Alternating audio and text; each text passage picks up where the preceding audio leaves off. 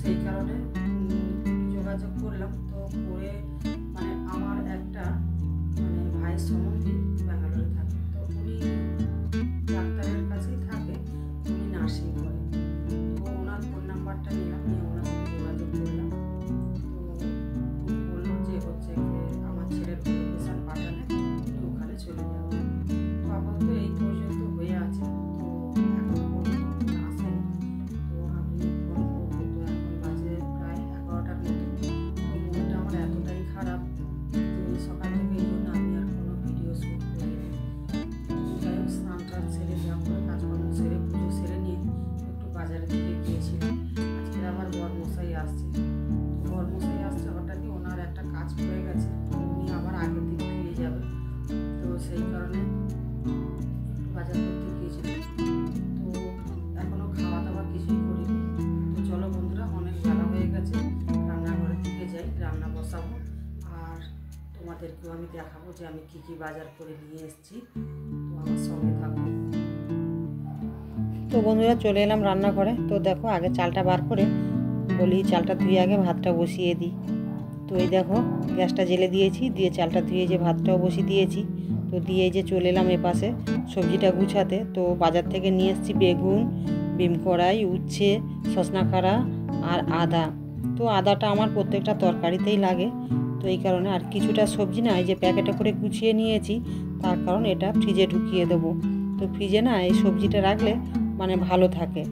আর এই যে বার করে নিয়েছি সজনা খাড়া, আলু, টমেটো দিয়ে একটু মাখা মাখা তরকারি করব, আর উচ্ছে আলু ঝাল করব। তো সজনা খাড়াটা নিরামিষ করব না। আগের দিন না মানে আমার যা পোনা মাছ এনে দিয়েছিল, তোমাদের বলেছিলাম, তো দেখিয়েছিলাম, তো পোনা মাছ দিয়ে রান্না করব। আর এই যে ভাতটা ফুটে গেছে, আর সবজিটাও আমি কেটে নিয়েছি। তো এই যে আগে উচ্ছে আলুটা ভেজে নিই ভালো করে, তারপরে মশলাটা বাটতে যাব। তো বরমশাই ফোন করেছিল, তো এখন বাজে প্রায় 1টার মতো। তো বরমশাই বললো ওনার গাড়ি 2 ঘন্টা লেট আছে। তো এই জন্য ভাবলাম যে আচ্ছা ধীরে সুস্থেই রান্নাটা করি। আর এই দেখো, ফ্রিজ থেকে মাছটা বার করে নিয়ে এসেছি, তো এই মাছটাই রান্না করব। বরমশাই আসছে, যতটা ভালো লাগছে, ছেলেটার আবার শরীর খারাপ শুনে না আমার ততটাই আবার খারাপ লাগছে। আর এদিকে দেখো, রান্না করতে করতে চলে এলাম জামা কাপড়গুলো একটু উল্টিয়ে দিতে, কেননা প্যান্টের কোমরগুলো ভিজে আছে। তো আর এক পাশ থাকা মানে রং চটে যাবে। তো দুপুরবেলা তো আর ভিডিও শ্যুট করিনি, কেন বরমশাই ফিরলো তখন 3:30টার মতো বাজে। তো এই যে খাওয়া দাওয়া করে একটু রেস্ট নিচ্ছে। তো অন ক্যামেরার সামনে বরমশাই আসতে চাইছে না, লজ্জা পাচ্ছে। তো দেখো তোমাদের দেখে কেমন দেখছে, একটু হাসছেও না, তো আবার টাটা করছে তোমাদের দেখে। তো বন্ধুরা, আমি এতটা হাসছি কেন না, একটু আগে আমার ছেলে ফোন করেছিল। তো আমার ছেলে বলছে যে আমার শরীরটা এখন ভালো আছে। তো শুনে আমার মানে ভালো লাগলো। তো বন্ধুরা, তোমরাই বলো, যদি ছেলেদের শরীর খারাপ হয়, মায়েরা শুনলে তাদের মনটা কি ভালো থাকে বলো? আমার কিন্তু সকাল থেকে মনটা প্রচণ্ড খারাপ ছিল। তো এই যে ছেলেটা ফোন করে বলতে, তবে যেন আমার মনটা একটু শান্তি হলো।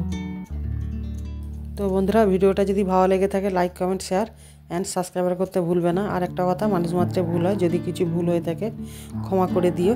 তো চলে এলাম সন্ধ্যের দিকে। তো দেখো, আমি এদিকে রান্না করছি, আর আমার ছেলে দেখো তার বাবার কান কুটাতে বসে গেছে।